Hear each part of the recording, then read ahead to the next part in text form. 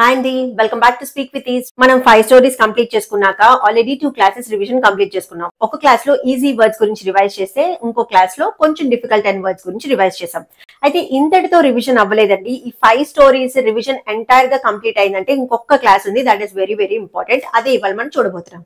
మనకి ఇంగ్లీష్ లో మాట్లాడడానికి ముఖ్యంగా తెలియాల్సింది ఏంటి? పదాలు తెలియాలి, దాన్ని ఎలా ప్రొనౌన్స్ చేయాలో తెలియాలి, దాని అర్థాలు తెలియాలి కదా. ఫస్ట్ స్టెప్ చేసాం. మరి సెకండ్ స్టెప్ ఏంటి? మినిమం బేసిక్ గ్రామర్ తెలియాలి. ఫర్ ఇన్స్టెన్స్, నాకు తెలుగు సరిగా రాదు, నేను మీకు ఒక విషయం కన్వే చేయాలనుకుంటున్నాను. అదేంటంటే రేపు నేను షాపింగ్కి వెళ్తానని. అయితే తెలుగు సరిగా రాకపోవడం వల్ల నేను ఏం చెప్పాను అనుకోండి, ఒకవేళ నేను ఇలా చెప్పాను అనుకోండి, నేను షాపింగ్ నిన్న వెళ్ళాను, నేను షాపింగ్ వెళ్ళాను అని చెప్పాను అనుకోండి, నిన్న కూడా వద్దులేండి, నేను షాపింగ్ వెళ్ళాను అని చెప్పాను అనుకోండి, మీరు ఏమని అర్థం చేసుకుంటారు? అది పాస్ట్ టెన్స్ అనుకుంటారా, ఫ్యూచర్ టెన్స్ జరిగిపోయింది, ఆల్రెడీ నేను వెళ్ళాను అని అనుకుంటారు. కానీ ఇక్కడ నేను చెప్పాలనుకుంటుంది ఏంటి? రేపు నేను వెళ్తాను అని చెప్పాలనుకుంటున్నాను. చూసారా సెంటెన్స్ మొత్తం ఎంతగా మారిపోయిందో? ఏ భాషలో అయినా అంతే అండి. మన తెలుగులో అయితే మనకి అర్థమైన ఈజీ లాంగ్వేజ్ కాబట్టి మనకి చాలా ఈజీగా అనిపిస్తుంది. అదే వేరే లాంగ్వేజ్ అయితే కొంచెం కష్టంగా అనిపిస్తుంది. ఫర్ ఇన్స్టెన్స్, మీకు టెన్సెస్ సరిగా రాలేదనుకుందాం, మీరు వేరే వాళ్ళకి కన్వే చేయాలి. ఏమని కన్వే చేయాలి? దట్ నేను షాపింగ్ కి నిన్న వెళ్ళాను అని కన్వే చేయాలి. అయితే వెళ్ళాను అని కన్వే చేయడానికి మీకు టెన్సెస్ సరిగా రాక, వర్బ్ సరిగా రాక మీరు ఇలా చెప్పారనుకోండి, I will go to shopping అని చెప్పారనుకోండి, అంటే అవతల వాళ్ళు ఏమని అర్థం చేసుకుంటారు? ఓకే, మీరు షాపింగ్ కి వెళ్ళబోతున్నారు అని అర్థం చేసుకుంటారు. కానీ మీరు ఏమని చెప్పాలనుకుంటున్నారు? నేను ఆల్రెడీ షాపింగ్ కి వెళ్ళాను అని చెప్పాలనుకుంటున్నారు. అయితే ఇక్కడ ఎక్కడ పొరపాటు జరిగింది? మీకు ఆ ప్లేస్ లో, ఆ వర్బ్ ఫామ్ లో ఫ్యూచర్ టెన్స్ వర్బ్ ఫామ్ ఏంటో మీకు తెలియలేదు. దాన్ని బట్టి మీరు పాస్ట్ లో యూజ్ చేయాల్సింది ఫ్యూచర్ కి, ఫ్యూచర్ లో యూజ్ చేయాల్సింది పాస్ట్ కి వాడటం వల్ల సెంటెన్స్ మొత్తం మారిపోయింది. కాబట్టి ఈ కన్ఫ్యూజన్స్ జరగకూడదంటే బేసిక్ గా మనం ఖచ్చితంగా కొన్ని తెలుసుకోవాలి. సింపుల్ ప్రెజెంట్ అంటే ఏంటి? ఇప్పుడు జరుగుతున్న దాన్ని సింపుల్ ప్రెజెంట్ లో చెప్తాం. పాస్ట్ అంటే ఆల్రెడీ జరిగిపోయిన దాన్ని పాస్ట్ టెన్స్ అంటాం. ఫ్యూచర్ అంటే జరగబోయేదాన్ని ఫ్యూచర్ అంటాం. మరి ఈ మూడు మనకి తెలిస్తేనే కదా మనం కరెక్ట్ గా కన్వే చేయగలం. ఈ టెన్సెస్ వర్బ్స్ అనేది మనకి సరిగ్గా తెలియకపోతే, ఇందాక నేను మీకు ఎగ్జాంపుల్ చెప్పాను కదా, సో అలాగా మనం సరిగ్గా ప్రాపర్ గా మనం అనుకున్నది కన్వే చేయలేం. మనం ఒకటి చెప్తే, మనం ఒకటనే అనుకొని చెప్తే వాళ్ళు ఇంకొకటి అర్థం చేసుకుంటారు, బికాస్ మనం తప్పుగా చెప్తున్నాం కాబట్టి. ఆ కన్ఫ్యూజన్స్ ఉండకూడదు అనుకుంటే స్ట్రైట్ అవే మనం క్లాస్కి వెళ్ళిపోదాం. టెన్సెస్ లో మీరు ఈ టెన్సెస్ కనుక simple present, simple past and simple future, ఈ టెన్సెస్ లో మీరు థరోగా ఉంటే దాదాపు 50 to 70% మీరు ఇంగ్లీష్ గ్రామటికల్ గా, I mean along with tenses vocabulary, దాని మీనింగ్స్ మీరు తెలుసుకునేటట్టయితే మీరు మాట్లాడేది దాదాపు 60 to 70% గ్రామటికల్ గా కరెక్ట్ గా ఉంటుంది. ఎందుకంటే ఎక్కువగా మనం వాడే టెన్సెస్ ఇవి. సో సింపుల్ ప్రెజెంట్ అనేది ఎప్పుడు యూజ్ చేస్తాం? రోజు జరిగే పనిని సింపుల్ ప్రెజెంట్ లో యూజ్ చేస్తాం. లేకపోతే జరుగుతున్నదాన్ని, ఆ రోజు అప్పుడు జరుగుతుంది సింపుల్ ప్రెజెంట్ లో యూజ్ చేస్తాం. For example, sun rises in the east అంటే సూర్యుడు ప్రతిరోజు ఉదయిస్తాడు కదా. సో అలాంటి సెంటెన్సెస్, ఫ్యాక్ట్స్ ని సింపుల్ ప్రెజెంట్. సో ఇప్పుడు మీకు చెప్పాను కదా నేను, ప్రెజెంట్ టెన్స్ అంటే ఏంటి? ఇప్పుడు జరుగుతున్నది ప్రెజెంట్ టెన్స్. పాస్ట్ టెన్స్ అంటే ఆల్రెడీ జరిగిపోయింది పాస్ట్ టెన్స్. ఫ్యూచర్ టెన్స్ అంటే జరగబోయేది ఫ్యూచర్ టెన్స్.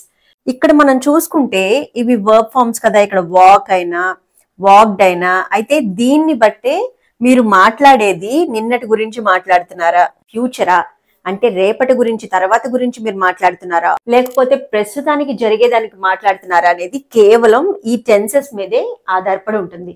కాబట్టి ఇవి నేర్చుకోవడం చాలా చాలా అవసరం. First one, walk. వాక్ అంటే సింపుల్ ప్రెజెంట్, వాక్డ్ దానికి పాస్ట్ టెన్స్.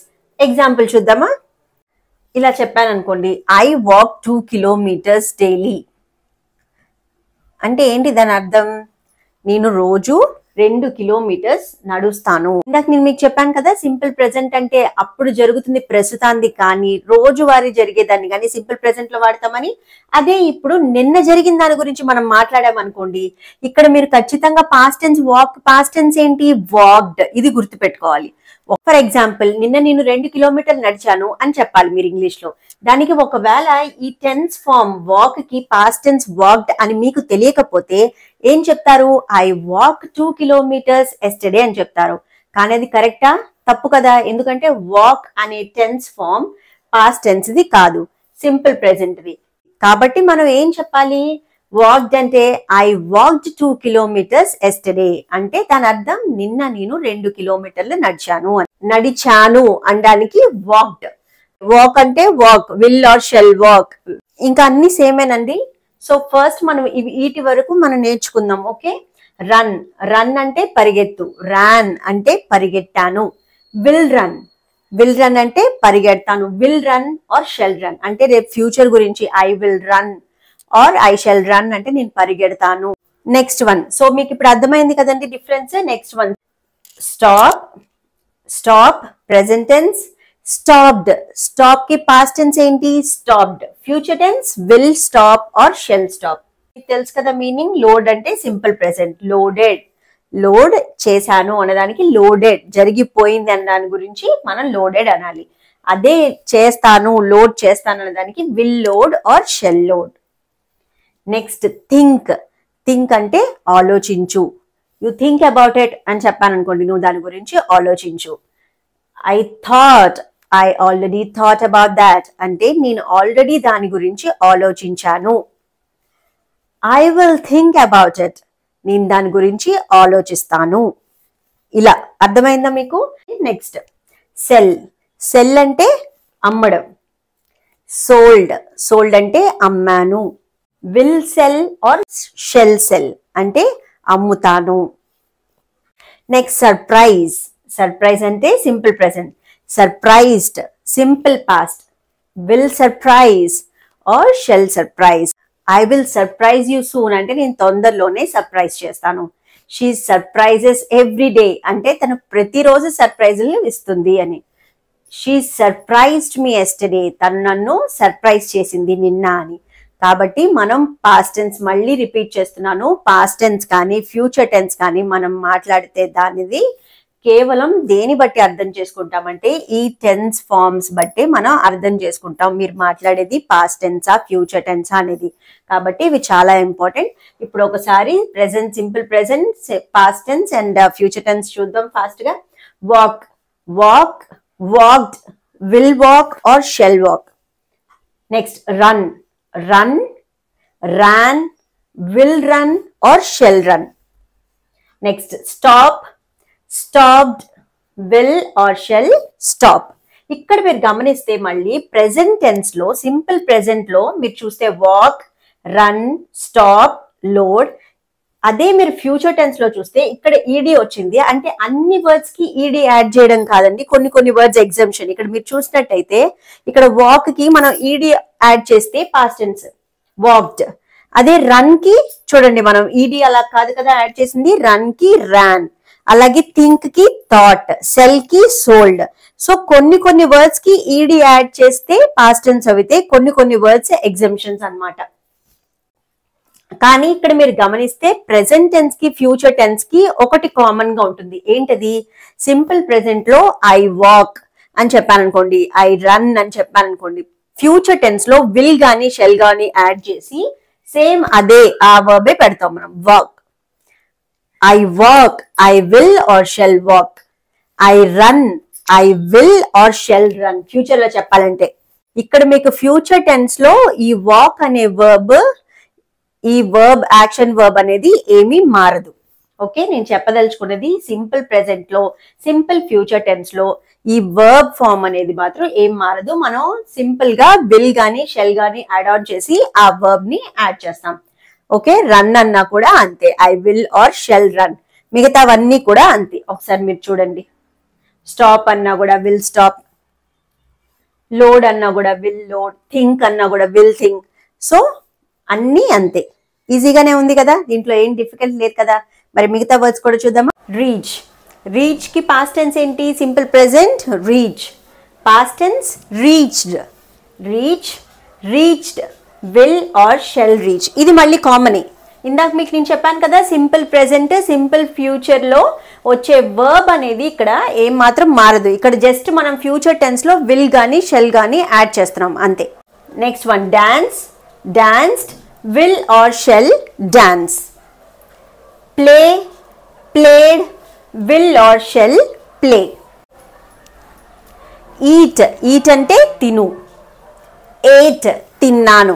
అదే ఫ్యూచర్ టెన్స్ అయితే మనం ఏం చేయాలి? ఇక్కడ క్వశ్చన్ మార్క్ చెప్పాలంటే, క్వశ్చన్ మార్క్ పెట్టానంటే ఏంటి దాని అర్థం మీరే చెప్పాలి కదా. మరి విల్ ఆర్ షెల్ అని యాడ్ చేసి ఫ్యూచర్ టెన్స్ కి దీనికి ఏం మనం వర్డ్స్ ఏమే ఉంటుందని చెప్పాం కదా. So will or shell eat, she will eat.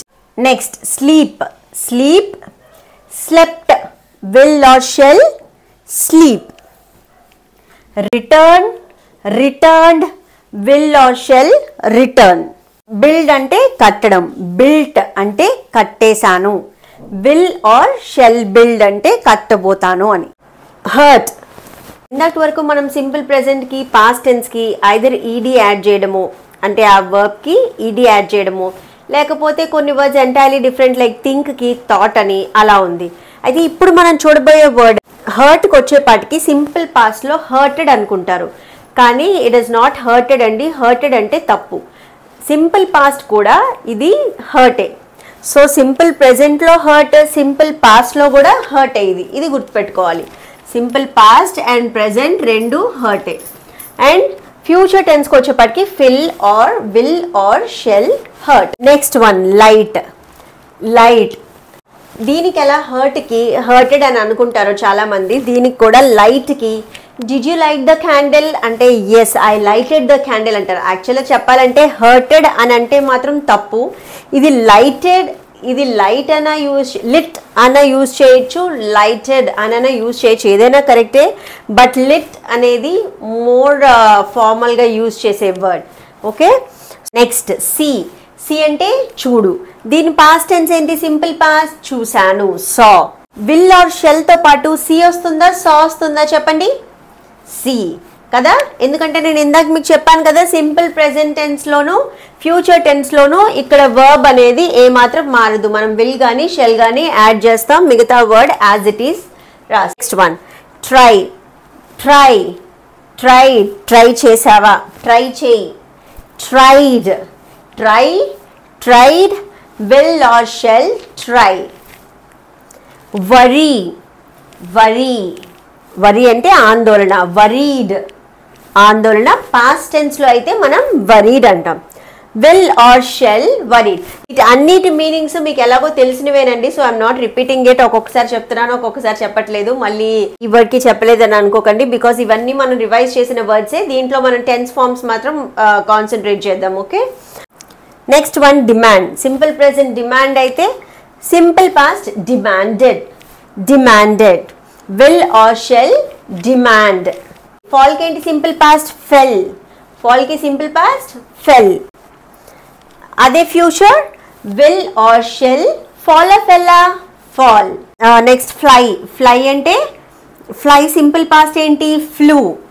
ఇందాక మనం చూసాం కదా కొన్ని వర్డ్స్ లైక్ కంప్లీట్ డిఫరెంట్ ఉంటాయి, థింక్ కి థాట్ అని, అలాగే దాంట్లోకే వస్తుంది. ఇప్పుడు చూడండి, ఇది ఈజీ అయిన వర్డ్. డిమాండ్ కి డిమాండెడ్, వరీకి వరీడ్, ట్రైకి ట్రైడ్. ఈ లాస్ట్ లో మనం ఈడీ పెడితే ఈజీ. ఈ ఒక కేటగిరీలోకి వస్తే ఇవి కంప్లీట్ డిఫరెంట్ అనమాట. సో కొన్ని వర్డ్స్ ఇలా ఉంటాయి, అవి మనం ఖచ్చితంగా మనం గుర్తుపెట్టుకోవాలి. ఓకే, మళ్ళీ ఒకసారి రిపీట్ చేస్తానండి. Hurt, hurt, will or shall hurt. Light, lit, will or shall lit. See, saw, will or shall see. Try, tried, will or shall try. Worry, worried, will or shall worry. Demand, demanded, will or shall demand. Fall, fell, will or shall fall. Fly, flew, will or shall fly. Next one climb. Climb, claimed. Climb simple past ఏంటి? Claimed. So దీనికి కూడా మనం ED add చేస్తున్నాం. So climb, claimed, will or shell climb. అదే rise, rise. ఈ word చూడండి, ఇందాక కొన్ని వర్డ్స్ మనం చూసాం కదా, థింక్, థాట్ అలా చూసాం కదా, అలా ఈ వర్డ్ కూడా చూడండి ఎంటైర్లీ డిఫరెంట్. మనం ఈడీ అది యాడ్ చేయడం లేదు. Next one continue. Continue, continued, will or shall continue. Next one dip. Dip అంటే ముంచడం, డిప్డ్, డిప్డ్. డిప్ కి సింపుల్ పాస్ట్ డిప్డ్. అదే future tense will or shall dip. Pick. Pick కి past tense simple past picked. Future will or shall pick. Go. ఇది again very very important అండి. Go అంటే వెళ్ళు, vent, వెళ్ళాను అని చెప్పడానికి మనం వెంట్ అని అనాలి. సో మనం ఇక్కడ ఈ వర్డ్ తెలియకపోతే మనం మాట్లాడిన సెంటెన్స్ మీరు గో అని యూజ్ చేశారనుకోండి, నేను ముందు చెప్పినట్టు. సో ఇక్కడ వెంట్ అని మీకు సింపుల్ పాస్ట్ తెలియకపోతే మీరు గో అని యూజ్ చేస్తే దాన్ని సింపుల్ పాస్ట్ కింద కన్సిడర్ కాదు. అవును కదా, సింపుల్ పాస్ట్ కింద కన్సిడర్ కాదు. సో మీరు జరిగిపోయిన దాని గురించి మాట్లాడుతున్నప్పుడు ఖచ్చితంగా మీరు యూజ్ చేయాల్సిన వర్డ్ ఏంటి ఇక్కడ? గో కాదు, వెంట్. గో, వెంట్, మళ్ళీ ఇక్కడ will or shell, go. Next cry. Cry, cried. Cry అంటే పెద్ద పెద్దగా అరవటం కానీ ఏడవటం కానీ. Cry, cried, will or shell, cry. Next throw. Throw అంటే తెలుసు కదా మీకు, త్రో పాడేయటం. త్రూ, ఇది కూడా చూడండి. త్రో, త్రోకి పాస్ట్ టెన్స్ ఏంటి? పడేశాను అని చెప్పడానికి త్రూ, పడేశాను అని చెప్పడానికి threw. Will or shall, throw. Next one scare. Scare simple past ఏంటి? స్కేర్డ్. అదే ఫ్యూచర్ ఏంటి? Will or shall, scare. Last one stand. Stand అంటే నుంచో. ఇది కూడా దీనికి పాస్ట్ టెన్స్ చూడండి. స్టాండ్కి పాస్ట్ టెన్స్ స్టాండ్ కాదు, స్టూడ్. స్టాండ్కి past tense stood. This is also easy word, at again very important word. Like మనం చూసాం కదా గో అని. సో అలాంటిదే ఇది కూడా కొంచెం కన్ఫ్యూజ్ అయ్యేది. స్టాండ్కి simple past stood and future tense is will or shall, stand. ఇప్పుడు వరకు మనం చెప్పుకున్న 5 స్టోరీస్లో వర్బ్స్ అన్ని 3 టెన్స్ ఫార్మ్స్ చూసాం. Simple present, simple past and simple future. So ఇవి ఖచ్చితంగా మీరు థరోగా ఉండాలి. ఎందుకంటే మీరు ఇంగ్లీష్ ఎంత బాగా ఎంత ఫాస్ట్గా ఎంత క్విక్గా మీరు ఇవి నేర్చుకుంటే ఆ వర్డ్స్తో పాటు వర్డ్స్ ఒక మీనింగ్ తెలుసుకోవడం, వర్డ్స్ ఎలా పలకాలో, వర్డ్స్ స్పెల్లింగ్స్, దాంతో పాటుగా ఈ టెన్స్ ఫార్మ్స్ కూడా. సో కాబట్టి ప్రతి ఒక్కరు ఇవి తెలుసుకోవాలి. This is the basic thing. ఇది గుర్తుపెట్టుకోండి. కొన్ని వర్డ్స్ ఇవన్నీ బాగా ఫ్రీక్వెంట్గా యూజ్ చేసే వర్డ్స్, వెరీ రేర్గా యూజ్ చేసే వర్డ్స్ అయితే దీంట్లో ఏమీ లేవు. సో అన్నీ ఖచ్చితంగా థరోగా ఉండండి. ఎంత తొందరగా ఇవన్నీ థరోగా ఉంటే అంత తొందరగా మీరు ఇంగ్లీష్ చాలా బాగా మాట్లాడగలరు. నెక్స్ట్ క్లాస్లో ఇంకొన్ని కొత్త స్టోరీస్తో ఇంగ్లీష్ ఈజీగా నేర్చుకుందామా? Until then, thank you. Take care. Bye-bye.